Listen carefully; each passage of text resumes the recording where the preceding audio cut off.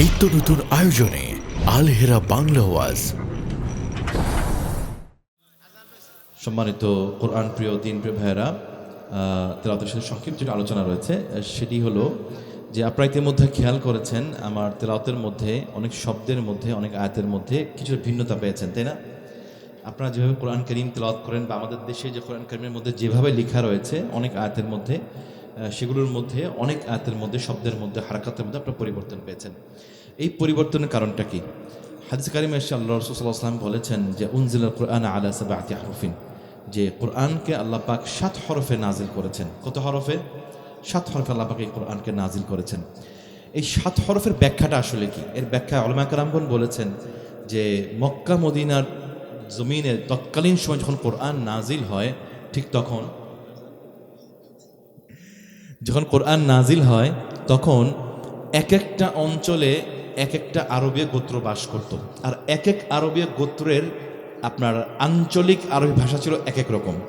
আমি যদি আপনাকে সহজে একটু বোঝাই, যেমন ধরেন ঢাকাতে আমরা যে বিশুদ্ধ বাংলা বলি, সেটা যখন আপনাদের এলাকায় ডাঙ্গাতে আসে একটু সুরের মধ্যে চেঞ্জ হয়ে যায় না? ঢাকার বাংলা আর ডাঙ্গার বাংলা কি একরকম? একটু চেঞ্জ আছে, তাই না?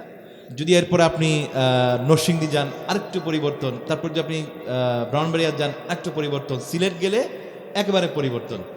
এদিকে আমি যদি দক্ষিণবঙ্গের দিকে যাই, যেমন ধরেন আপনার বরিশাল গেলে একরকম, চট্টগ্রাম গেলে একরকম, তাই না? তো এই যে দেশ কিন্তু একটা, কিন্তু এলাকা ভিন্ন হওয়ার কারণে বাংলার মধ্যে সুরের মধ্যে কথার মধ্যে শব্দের মধ্যে পরিবর্তন আসে। যেমন আমি বিশুদ্ধ বাংলা যদি বলি আমি ভাত খাই বা আমি ভাত খাবো, এটা যদি বরিশালে যাই তখন সেটা হয়ে যাবে মুই ভাত খামো। কি বলেন, তাই না? চিটং গেলে আই ভাত খাইও। দেখেন, আমি ভাত খাবো, মুই ভাত খামু, আর আই ভাত খাইও, অর্থ কিন্তু একটা, কিন্তু এলাকা ভিন্ন হওয়ার কারণে কি হয়েছে, এখানে শব্দের মধ্যে কথার মধ্যে পরিবর্তন এসছে। ঠিক কোরআন কারীম যখন নাজিল হয় আরবের জমিনে, তখন এক একটা আরবীয় গোত্র তাদের নিজ নিজ আঞ্চলিক ভাষা তারা কথা বলতেন। আল্লাহ পাক এই কোরআনকে 7 হরফে নাজিল কেন করলেন? প্রশ্ন আসতে পারে না যে উনি এক হরফেতে চাইলে এটাকে নাজিল করতে পারতেন, ভিন্ন ভিন্ন হরফে কেন এটাকে নাজিল করলেন? এটার মূল ব্যাখ্যা হলো এই যে প্রত্যেক আরবীয় গোত্র যেন এই কোরআনকে সহজে তার নিজ নিজ আঞ্চলিক ভাষায় তেলাওয়াত করতে পারে এবং বুঝতে পারে। সুবহানাল্লাহ। এই জন্য আল্লাহ পাক এই কোরআন 7 হরফে নাজিল করেছেন।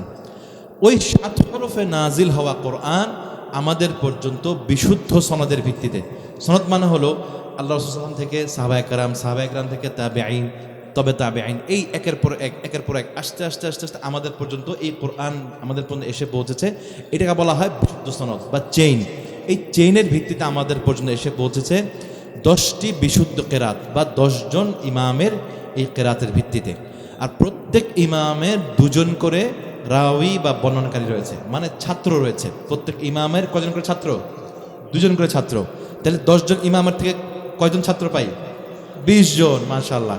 তো আমাদের দেশে আমরা যে কোরআনটা তেলাওয়াত করি, এটা হচ্ছে ওই 20 জন ছাত্রের একটা ছাত্রের বর্ণনা মাত্র। এর মানে আরো 19টা, সর্বমোট 20টা কোরআনের কপি বিশ্বের বিভিন্ন দেশে এর তিলাওয়াত, এর হিফজ, নামাজের এর তিলাওয়াতের প্রচলন রয়েছে। সুবহানাল্লাহ।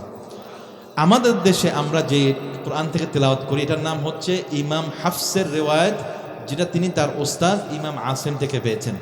এরকম আরো 19টি, সর্বমোট 20টা বিশুদ্ধ বর্ণনার কোরআন শরীফ বিশ্বের বিভিন্ন দেশে পাওয়া যায়।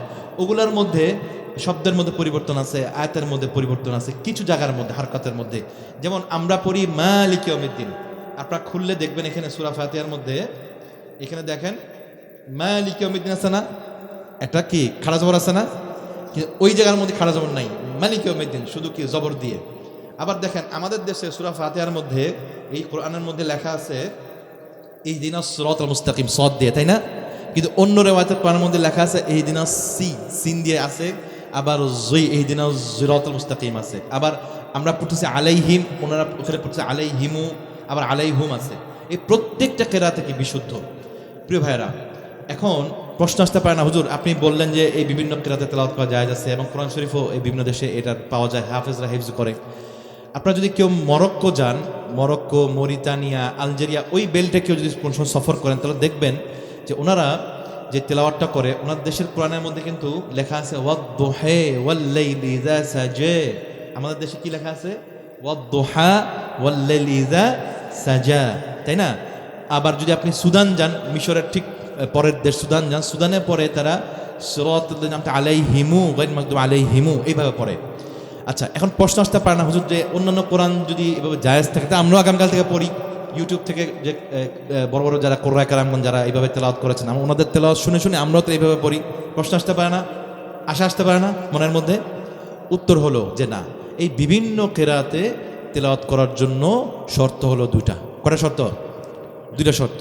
প্রথম শর্ত হচ্ছে যে আল্লাহ রাসূল সাল্লাল্লাহু আলাইহি ওয়াসাল্লাম থেকে ওই ব্যক্তির এই বিভিন্ন কেরাতের বা রিওয়ায়াতের কোরআন কারীমের তার সনদ থাকতে হবে। সনদ মানে হচ্ছে আল্লাহ রাসূল সাল্লাল্লাহু আলাইহি ওয়াসাল্লাম থেকে তার ধারাবাহিকভাবে তার অনুমোদনপত্র বা লাইসেন্স থাকতে হবে। লাইসেন্স থাকতে হবে। লাইসেন্স যদি না থাকে তাহলে সেই বিভিন্ন কেরাত তেলাওয়াত করা তার জন্য বৈধ না। কারণ সে তো জানে না যে কোন রেওয়ায়াতের বা কোন কোন বর্ণনার উসুল কি, মানহাজ কি, এগুলো তার জানতে হবে। উসুল মানহাজ না জানলে এগুলো তার জন্য পড়া বৈধ না।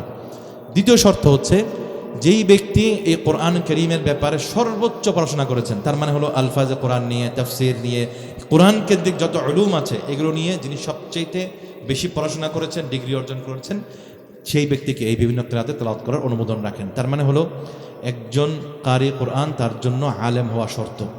সে নাহু সরফ জানবে, বালাগাত ফাসাহাত জানবে, অন্যান্য যত উলুম আছে এগুলো জানবে। এগুলো না জানলে এই বিভিন্ন কেরাতে তেলাওয়াত করা তার জন্য বৈধ না। এই দুইটা শর্ত যার মধ্যে পাওয়া যাবে সেইকে বিভিন্ন কেরাতে তেলাওয়াত করার অনুমোদন রাখেন। আপনারা ঠিক সেইভাবেই কোরআন পড়বেন বা তেলাওয়াত করবেন যেইভাবে আমাদের দেশের কোরআনের মধ্যে লেখা রয়েছে।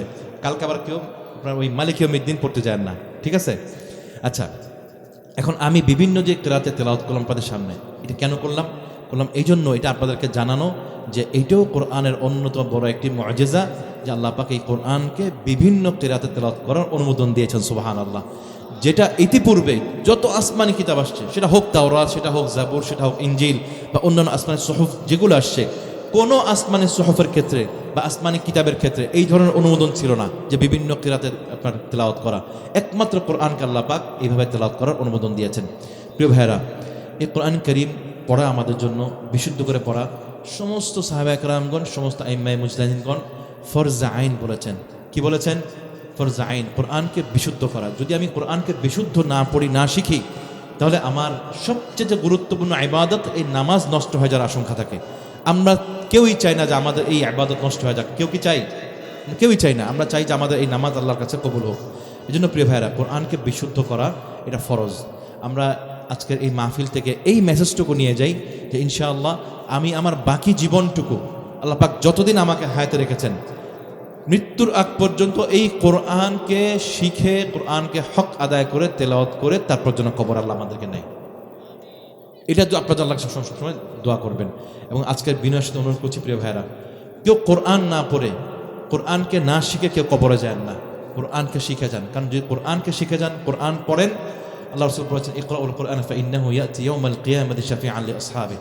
তোমরা বেশি বেশি কোরআন পড়ো, বেশি বেশি কোরআন তেলাওয়াত করো। কারণ কি? ফাইন্নাহু ইয়াতি ইয়াউমাল কিয়ামাতি শাফিআন লিআসহাবিহি। কেননা এই কোরআন ওই কিয়ামতের কঠিন দিনে ওই তেলাওয়াতকারী ব্যক্তির জন্য সুপারিশ করবে। সুবহানাল্লাহ। প্রিয় ভাইরা, আমরা সবাই চাই কাল কিয়ামতের ওই কঠিন দিনে, যেদিন আমার বাবা আমাকে চিনবে না, আমার মা আমাকে চিনবে না, আমার সন্তান আমাকে চিনবে না, কেউ কারোর জন্য না, সবাই ইয়া নাফসি করবে। ওই কঠিন মুহূর্তে আল্লাহ রাসূল যেন আমার জন্য শাফায়াত করে, এই কোরআন যেন আমার জন্য শাফায়াত করে। এই দুইটা বিষয় আমরা সবাই মনে প্রাণে চাই। প্রিয় ভাইরা, এই জন্য কিছু কাজ করতে হবে। সেটা কি? প্রতিদিন আপনার দৈনন্দিন জীবনে আপনি সকালে ঘুম থেকে ওঠেন, ফজর নামাজ পড়েন, তারপর কাজে যান বা ব্যবসা বাণিজ্য করেন, ক্ষেত খামারে যান, যে যাই করেন, এবং ঘুমানোর আগ পর্যন্ত এই সময়টার মধ্যে অল্প সময়, খুব বেশি না, অল্প সময় অন্তত একটা পৃষ্ঠা কোরআন কারীম তেলাওয়াত করেন।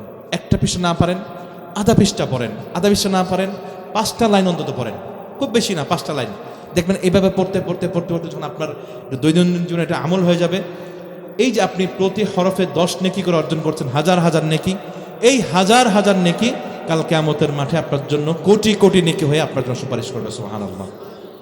প্রিয় ভাইরা, আল্লাহ পাক যেন আমাদেরকে এই কাজগুলো করার তৌফিক দান করেন।